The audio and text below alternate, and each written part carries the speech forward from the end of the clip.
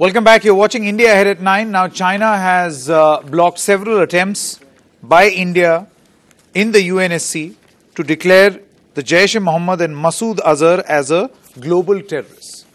All right, discussing this further, I have Ashwin Ahmed. He's a strategic news. He's with the Strategic News International. Hi, Ashwin. Thank you very much for joining us. Shivshankar Mukherjee is a former diplomat, is also with us.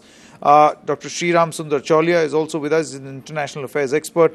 And just a short moment, we'll have Arsalan Bhatti, the bureau chief of Dunia News Lahore, joining us with all the latest. Dr. Chaulia, I'll begin with you.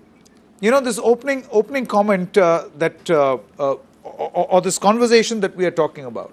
Why should the occurrences of the UNSC be looked at as India's failing? That India was not able to push this through because China vetoed it. Why should this not be seen as the world's failure? Well, I would say that we have been fairly successful in mobilizing international opinion in favor of proscribing these dreaded individuals like Masood Azhar. Is just that this is a technical process and it's a symbolic action because remember, people like Hafiz Saeed, the other kingpin, had been named in this list way back in 2009. So and he's still roaming around scot-free. So at most, even if we succeed, it will be a symbolic victory because the real thing is to get to compel the Pakistanis to change their behavior of sponsorship, sheltering, harboring, financing, and providing cover for these individuals. So tomorrow, whatever happens, the point is you are right that we have made the case and we've been able to pretty much isolate Pakistan. So if China stands in the way and continues to use its strategic logic of blocking it so as to maintain what they call a balance between Pakistan and India, that's the Chinese language. Essentially, it will mean that they are sticking out like a sore thumb. And the Chinese in the past, there is one instance in recent past where they did move against Pakistan, which was in the Financial Action Task Force in Geneva. And at that time, they were offered incentives to get leadership positions within the Financial Action Task Force by India and the United States and some other Western allies of ours, and that's how they relented. But on this question, I think Masood Azhar is simply too close an asset for the Pakistani state establishment, and letting him go and putting him under a global scandal like this would mean essentially embarrassing the state of Pakistan as a terror state.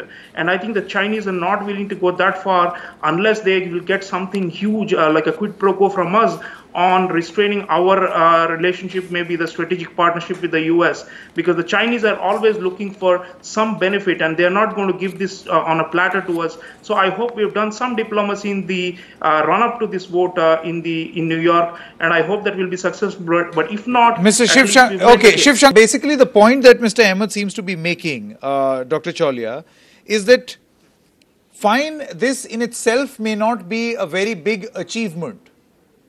Fine, what has been done in the past with other terrorists, this will be another addition to the list, and the real benefit shall never be seen or never be known. But the point is that this further adds to an internationally bad track record of Pakistan if this happens, further strengthening India's argument. Yeah, sure. I mean, for shaming, we must continue to do. I mean, it has its value. And remember something, when we lay this extensive evidence, we have shared even audio clippings of Masood Azhar praising the Balakot attack and saying this is the first dose and we're going to make India vanish and all that. So all this adds up, ultimately for us to take our own self-reliant military and other forms of covert actions. Tomorrow, if Masood Azhar is dead or declared dead by the Pakistanis, or if he's blown up somewhere, or if he's assassinated, then nobody will ever think that in any form that it's a violation of international law.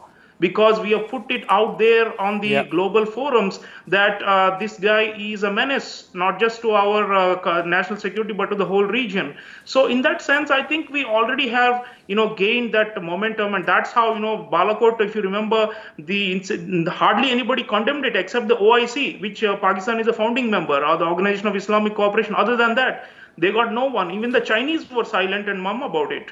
So my point is that, shaming will also have some relevance in the sense that it can lay the groundwork for future punitive and, coercive measures that we may have to take in order to bring this scourge under control. Because ultimately, these two are a tandem, the diplomatic isolation efforts as well as our own, means to be able to raise the costs of terrorism through punitive measures. And these two go in hand. And therefore, I think we should continue to press our case in the court of public opinion, in the international justice. I think we are building a strong case. Very well said. Mr. Mukherjee, Dr. Chaulia, as well as Mr. Ahmed, many thanks for joining us in this discussion. That brings us to the end of India Ahead at 9. Election Ahead up next. Good night and goodbye.